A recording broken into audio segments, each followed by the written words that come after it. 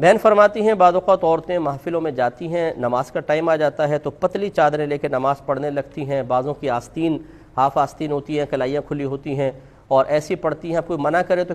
اور دوسری عورتیں کہتی ہیں بھئی نہ پڑھنے سے بہتر ہے پڑھنے دو نہ روکو۔ دیکھیں یہ بالکل غلط ہے اور مذہب اسلام سے دوری کا نتیجہ ہے، یہ نہ پڑھنے میں ہی شامل ہوگا، کیونکہ نماز پڑھنا اور مکمل شرائط کے ساتھ پڑھنا یہ دونوں ایک ہی چیزیں سمجھ لیں، نماز پڑھنا اور مکمل شرائط کے ساتھ پڑھنا، تو لہٰذا نماز کا مطالبہ ہے جو مکمل شرائط کے ساتھ ادا کی جائے۔ اگر آپ مکمل شرائط پوری نہیں کرتی، مثال کے طور پہ عورتوں کے ستر کھلے ہوئے ہیں جس سے کہ کلائیاں کھلی ہوئی ہیں مثال کے طور پر، یا اتنا باریک دوپٹہ جس سے سر کے بالوں کی سیاہی جھلک رہی ہو، تو یہ ستر کا کام نہیں کر رہا، تو گویا کہ عورت کا ستر ڈھکا ہوا نہیں ہے، جب ستر ڈھکا نہیں ہے تو شرط پوری نہیں ہو رہی، شرط پوری نہیں ہو رہی تو نماز ہی نہیں ہو رہی۔ تو پھر یہ کہنا کہ جی کچھ تو کرنے دو، نماز تو پڑھنے دو، یہ نماز نہیں ہے، اٹھک بیٹھک ہے۔ اور اللہ تبارک و تعالیٰ پہ عورتیں کوئی احسان نہیں کر رہی ہیں کہ یہ محفل میں آ کے اگر نماز پڑھ رہی ہیں تو اللہ پہ احسان کر رہی ہیں۔ اللہ تبارک و تعالیٰ ہر لحظہ ہر لمحہ جو ان کو نعمت عطا فرما رہا ہے، مجھ سمیت ہمیں جو نعمت عطا فرما رہا ہے، حتیٰ کہ جو ہمارا سانس آرام سے نکل رہا ہے اور آ رہا ہے اور جا رہا ہے،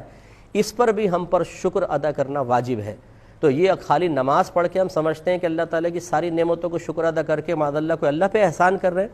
تو کوئی ہمارا احسان نہیں ہے، یہ ہم پر فرض ہے، ہماری ڈیوٹی ہے کہ ہم کریں۔ نہیں کریں گے تو جہنم میں جائیں گے، نہیں کریں گے تو عذابات قبر مسلط ہوں گے، نہیں کریں گے تو ان عورتوں کی چیخیں سننے والا بھی قبر کے اندر کوئی نہیں ہوگا، گنجے سانپ مسلط کیے جائیں گے، اژدہے مسلط کیے جائیں گے، جہنم کی آگ مسلط کی جائے گی اور پسلیاں ٹوٹ ٹوٹ کر ایک دوسرے کے اندر پیوست ہو جائیں گی۔ اب آپ کہیں گے آج تو مفتی صاحب بہت جلال میں ہے، تو جلال میں نہیں ہوں، لیکن یہ بہنوں کی اوٹ پٹانگ باتوں سے مجھے بہت غصہ آتا ہے کہ یہ مطلب علم سیکھتی نہیں ہیں اور خود مفتیہ بن کر بیٹھ جاتی ہیں اور اپنی آخرت کی قبر کھودتی ہیں، اس لیے کہ غلط مسئلہ بتانا یاد رکھیں یہ حرام اور گناہ کبیرہ ہے۔ میرے آقا صلی اللہ علیہ وسلم نے ارشاد فرمایا جو بغیر علم کے فتویٰ دے تو زمین و آسمان کے تمام فرشتے اس پر لعنت کرتے ہیں۔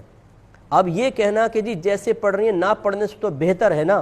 یہ کس نے کہا ہے بتائیں؟ قرآن نے کہا ہے؟ حدیث نے کہا ہے؟ نہیں کہا نا، آپ اپنے پاس سے فتویٰ جاری کر رہی ہیں، تو یاد رکھیں ایسی عورتوں کے لیے یہ وعید ہے۔ تو ہم جو آپ کی خدمت میں ذکر کرتے ہیں، اگر آپ کو کوئی بات تلخ بھی محسوس ہو لیکن اس کی حقیقت تک پہنچیے گا، اس میں آپ ہی کے لیے فائدہ ہے۔ ہم آپ سے محبت رکھتے ہیں، آپ سے ہمدردی رکھتے ہیں، ہم نہیں چاہتے کہ نبی کریم صلی اللہ علیہ وسلم کی امت اپنے بھولے پن میں شیطان کے دام تزویر میں جکڑی جائے اور میدان معاشر میں شرمندگی ہو اور میرے آقا صلی اللہ علیہ وسلم